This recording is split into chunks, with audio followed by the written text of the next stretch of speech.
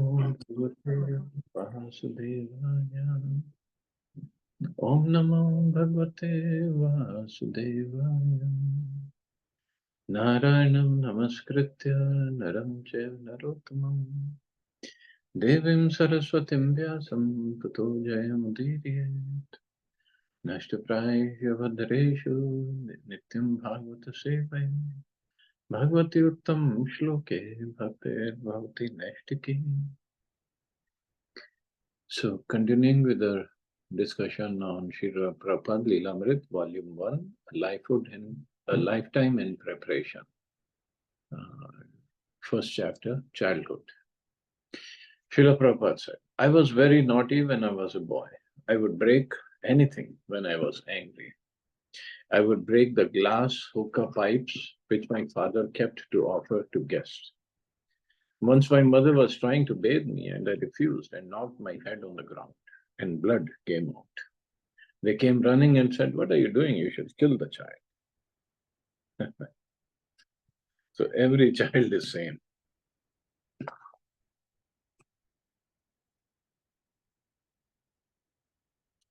Abhay was present when his mother observed the ceremony of Sadhavotra during the 7th and 9th months of her pregnancies.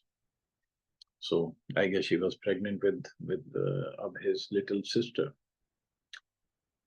Freshly bathed, she would appear in new clothing along with the children and enjoy a feast of whatever foods she desired, while her husband gave goods in charity to the local Brahmins who chanted mantras for the purification of the mother and the coming child. So they would follow whatever is the tradition or in the scriptures. Nowadays, with people, they say, oh, it's all superstition, who cares for all this? But no, we need all the mantras and the blessings of Brahmins and everybody for the coming child. Abhay was completely dependent on his mother. Sometimes she would put his shirt on backwards, and he would simply accept it without mentioning it. Although he was sometimes stubborn, he felt dependent on the guidance and reassurance of his mother. When he had to go to the privy, he would jump up and down beside her, holding her sari and saying, urine, mother, urine. Who's stopping you? She would ask. Yes, you can go. Only then, with her permission, would he go. Sometimes in the intimacy of dependence, his mother became his foil. When he lost a baby tooth and on her advice placed it under a pillow that night, the tooth vanished and some money appeared. Abhay gave the money to his mother for safekeeping, but later, when in their constant association, she opposed him. He demanded, I want my money back. I'll go away from home. Now you give me my money back. When Rajni wanted her hair braided, she would regularly ask her daughters. But if Abhay were present, he would insist on braiding it himself and would create such a disturbance that they would give it to him.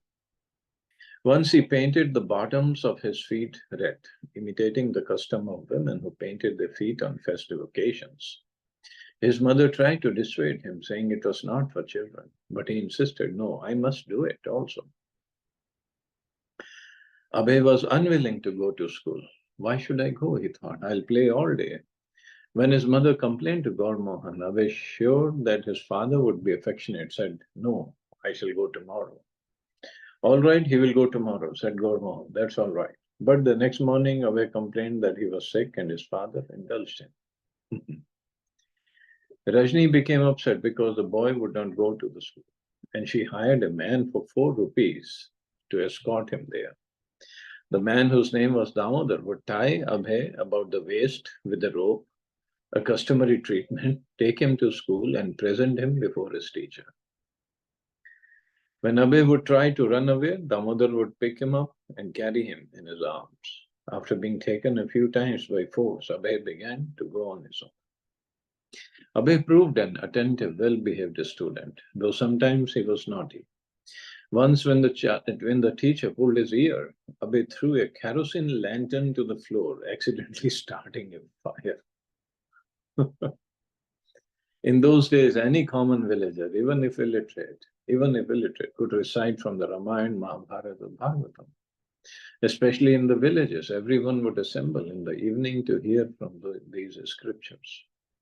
It was for this purpose that Abhay's family would sometimes go in the evening to his maternal uncle's house, about 10 miles away, where they would assemble and hear about the Lord's transcendental pastimes. They would return home discussing and remembering them, and then go to bed and dream Ramayana, Mahabharata, and Bhagavatam. So nowadays we just watch something on internet, maybe Facebook or WhatsApp or YouTube, and we can only imagine what we're going to dream of. After his afternoon rest and bath, Abhay would often go to a neighbor's house and look at the black and white pictures in Mahabharata. His grandmother asked him daily to read Mahabharata from a vernacular edition. Thus, by looking at the pictures and reading with his grandmother, Abhay imbibed Mahabharata. In Abhay's childhood play, his younger sister, Bhavtarini, was often his assistant.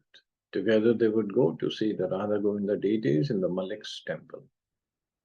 In their play, whenever they encountered obstacles, they would pray to God for help. Please, Krishna, help us fly this kite. They would call as they ran along, trying to put the kite into flight. Abhay's toys included 2 guns, a wind-up car, a cow that jumped when Abhay squeezed a rubber bulb attached, and a dog with a mechanism that made it dance. The toy dog was from Dr. Bose, the family physician, who gave it to him in treating a minor wound on Abhay's side. Abhay sometimes liked to pretend that he was a doctor, and to his friends he would administer medicine, which was nothing more than dust. Abhay was enamored with the Rath Yatra festivals of Lord Jagannath, held yearly in Calcutta. The biggest Calcutta Rath Yatra was the Malik's, with the 3 separate carts bearing the deities of Jagannath, Baldev, and Subhadra. Beginning from the Radha Govinda temple, the carts would proceed down Harrison Road for a short distance and then return. The Malik's would distribute large quantities of Lord Jagannath's prasadam to the public on this day. Rath Yatra was held in cities all over India, but the original gigantic Rath Yatra, attended each year by millions of pilgrims, took place 300 miles south of Calcutta at Jagannath Puri. For centuries at Puri, 3 wooden carts, 45 feet high, had been towed by the crowd along the 2-mile parade route in commemoration of one of Lord Krishna's eternal pastimes. Abhay had heard how Lord Chaitanya himself, 400 years ago, had danced and led ecstatic chanting of Hare Krishna at the Puri Rath Yatra festival. Abhay would sometimes look at the railway timetable or ask about the fare to Vrindavan and Puri, thinking about how he would collect the money and go there. Abhay wanted to have his own cart and to perform his own Rath Yatra, and naturally he turned to his father for help. Gaur Mohan agreed, but there were difficulties. When he took his son to several carpenter shops, he found that he could not afford to have a cart made. On their way home, Abhay began crying, and an old Bengali woman approached and asked him what the matter was. Gaur Mohan explained that the boy wanted a Rath Yatra cart, but they couldn't afford to have one made. Oh, I have a cart, the woman said, and she invited Gaur Mohan and Abhay to her place and showed them the cart. It looked old, but it was still operable, and it was just the right size, about 3 feet high. Gaur Mohan purchased it and helped to restore and decorate it. Father and son together constructed 16 supporting columns and placed a canopy on top, resembling as close as possible to the ones on the big carts at Puri. They also attached the traditional wooden horse and driver to the front of the cart. Abhay insisted that it must look authentic. Gaur Mohan bought paints, and Abhay personally painted the cart, copying the Puri originals. His enthusiasm was great, and he became an insistent organizer of various aspects of the festival. But when he tried making fireworks for the occasion from a book that gave illustrated descriptions of the process, Rajini intervened.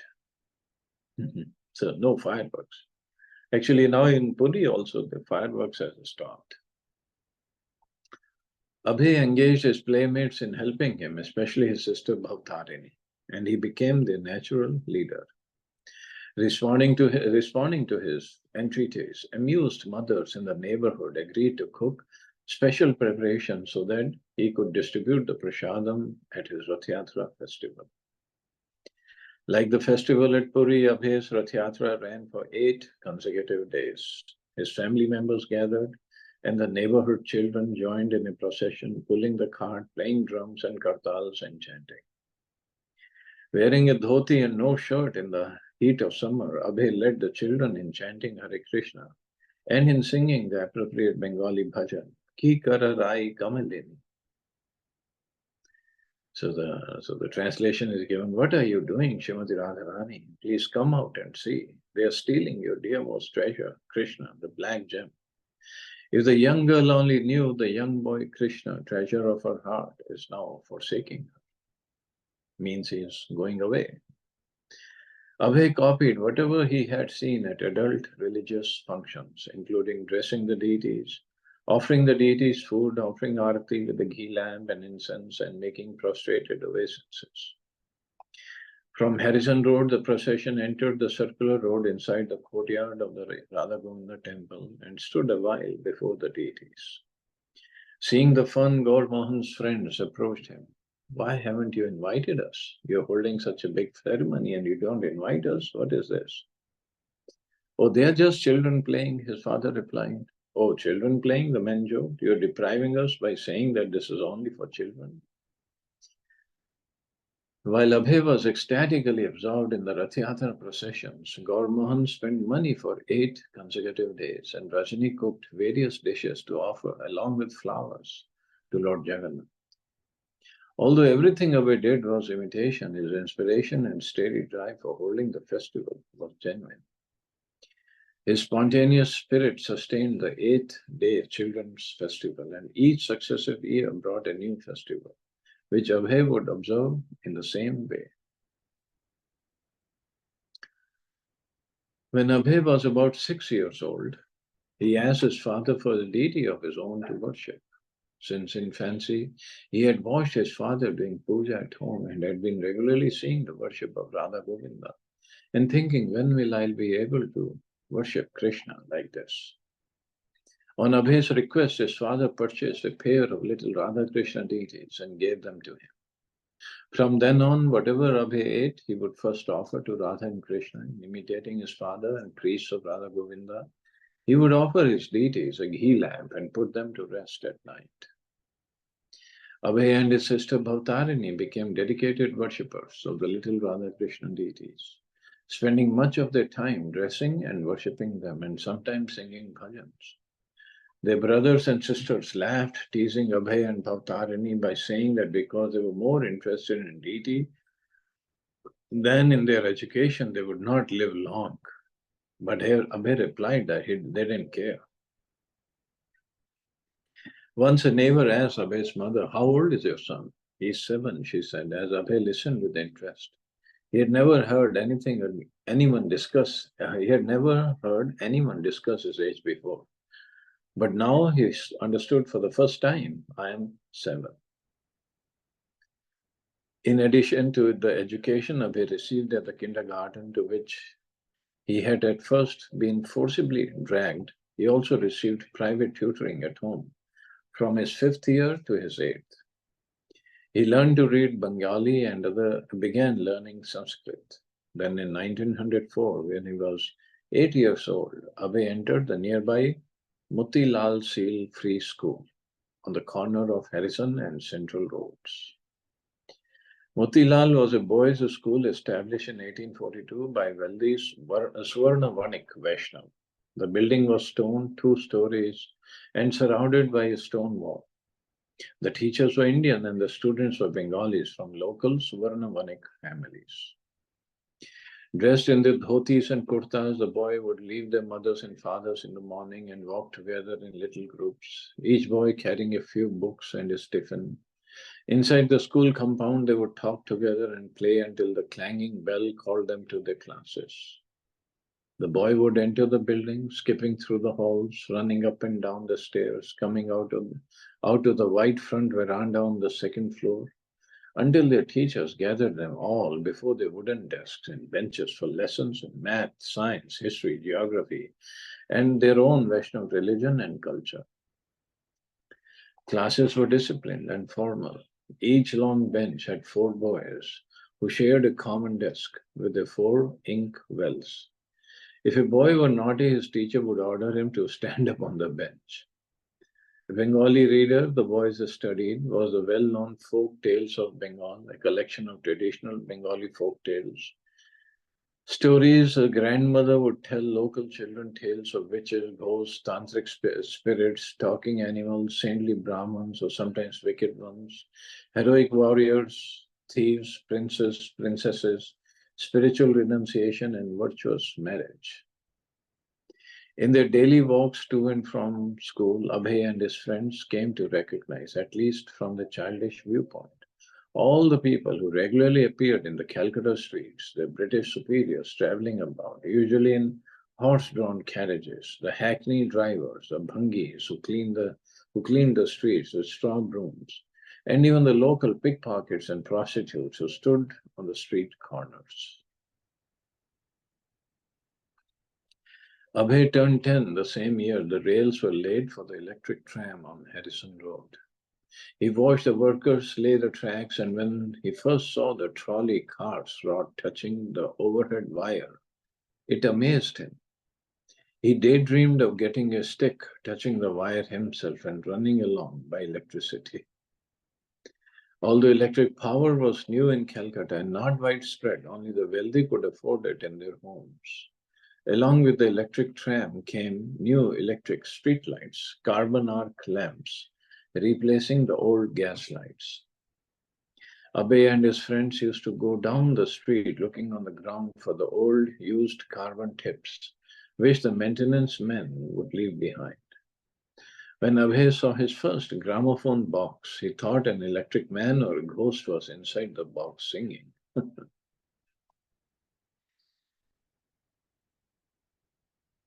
I remember, I mean, not my personal experience, but I heard it. I don't know, my father told me or something that first time when they got electricity in their village in Punjab. So this kerosene lamp was gone and the bulb was placed on the wall. And in the evening they turn on the bulb, the light. And old grandmother, some old lady, she was looking at it and she was like, Kandan Smiti the tail paya ke have you put kerosene oil in the walls? How is this bulb functioning? But this is what the development is. And now, if you look at the so many new and so um, sophisticated things have come up. Abhay liked to ride his bicycle down the busy Calcutta streets. Although when the soccer club had been formed at school, he had requested the position of goalie so that he wouldn't have to run. He was an avid cyclist. A favorite ride was to go south towards Dalhousie Square with its large fountains spraying water into the air. That was near Rajbhavan, the Viceroy's mansion, which Abhay would glimpse through the gates. Riding further south, he would pass through the open arches of the Maidan, Calcutta's main public park, with its beautiful green flatlands spanning out towards Chowrangi and the stately buildings and trees of the British Quarter. The park also had exciting places to cycle past: the racetrack, Fort William, the stadium. The Maidan bordered the Ganga, known locally as the Hooghly, and sometimes Abhay would cycle home along its shores. Here he saw numerous bathing ghats with stone steps leading down into the Ganga and often with temples at the top of the steps. There was a burning ghat where bodies were cremated, and close to his home, a pontoon bridge that crossed the river into the city of Havana. At age 12, though it made no deep impression on him, Abhay was initiated by a professional guru. The Guru told him about his own master, a great yogi, who at once asked him, "What do you want to eat?" Abhay's family guru had replied, "Fresh pomegranates from Afghanistan." "All right," the yogi had replied, "go into the next room." And there he had found a bunch of pomegranates, ripe as if freshly taken from the tree. A yogi who came to see Abhay's father said that he had once sat down with his own master and touched him, and he had been then transported within moments to the city of Dwarka by yogic power. So these are the yoga powers, Ashtasiddhis. So Prapti Siddhi means the yogi can get anything from any part of the world. So just like he got this pomegranate, so anars from Afghanistan. Gaur Mohan did not have a high opinion of Bengal's growing number of so-called sadhus, the non-devotional impersonalist philosophers, the demigod worshippers, the ganja smokers, the beggars, but he was so charitable that he would invite the charlatans into his home. Every day Abhay saw many so-called sadhus, as well as some who were genuine, coming to eat in his home as guests of his father, and from their words and activities, Abhay became aware of many things, including the existence of yogic powers. At a circus, he and his father once saw a yogi tied up hand and foot and put into a bag. The bag was sealed and put into a box, which was then locked and sealed, but still the man came. Abhay, however, did not give these things much importance compared with the devotional activities his father had taught him, his worship of Radha Krishna, and his observance of Rath Yatra. Hindus and Muslims lived peacefully together in Calcutta, and it was not unusual for them to attend one another's social and religious functions. They had their differences, but there had always been harmony. So when trouble started, Abhay's family understood it to be due to political agitation by the British.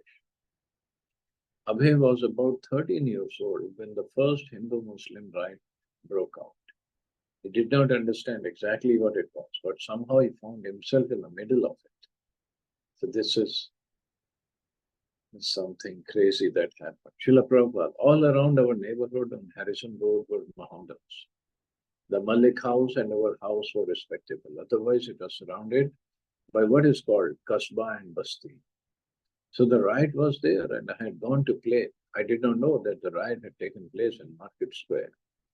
I was coming home, and one of my class friends said, "Don't go to your house. That side is rioting now." We lived in the Mohammedan quarter, and the fighting between the two parties was going on. But I thought maybe it was something like two gundas fighting. I had seen one gunda once stabbing another gunda, and I had seen pickpockets. They were our neighbor. So I thought it was like that. This is going on. But when I came to the crossing of Harrison Road and Holiday Street, I saw one shop being plundered. I was only a child, a boy. I thought, what is this happening? In the meantime, my family, my father and mother were at home, frightened, thinking the child has not come. They became so disturbed that they came out of the home, expecting wherefrom the child will come. So what could I do? When I saw the writing, I began to run towards our house. And one Mohammedan, he wanted to kill me. He took his knife and actually ran after me. But I passed, somehow or other, I was saved.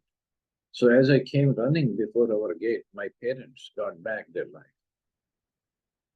So without speaking anything, I went to the bedroom, and it was in the winter. So without saying anything, I laid down, wrapped myself with a quilt. Then later I was rising from bed questioning, is it ended? The riot has ended. So yes, this is unfortunately the reality in India. It happens all the time. This writing. Although here Prabhupada didn't mention or Maharaj didn't. Okay, there are only two paragraphs left. We can go to the end of this chapter. When Abhay was 15, he was afflicted with beriberi, and his mother, who was also stricken regularly, had to rub a powder of calcium chloride on his legs to reduce the swelling. Abhay soon recovered, and his mother, who had never stopped any of her duties, also recovered. But only a year later, at the age of 46, his mother suddenly died. Her passing away was an abrupt lowering of the curtain, ending the scenes of his tender childhood. His mother's affectionate care, her prayers and mantras for his protection, her feeding and grooming him, her dutifully scolding him, her passing affected his sisters even more than him, though it certainly turned him more towards the affectionate care of his father. He was already 16, but now he was forced to grow up and prepare to enter on his own into worldly responsibilities. His father gave him solace. He instructed Abhay that there was nothing for which to lament. The soul is eternal and everything happens by the will of Krishna. So he should have faith and depend upon Krishna. Abhay listened and understood. So about that writing, I was saying, so one place Prabhupada said, I either remember reading it or hearing it. He said when he was running from this Muslim person who wanted to kill him, suddenly from one of the streets, a man just appeared and he grabbed him and pulled him into the street, away from the main road. And the mountain kept running, a Muslim guy kept running and he didn't see him. And later, the man just disappeared. So someplace I read that, or I heard that. So yes, Krishna must have protected him. But it is very unfortunate what goes on in India of this riots, Hindu-Muslim riots. Anyway, so we shall stop here. See anybody has any questions or comments?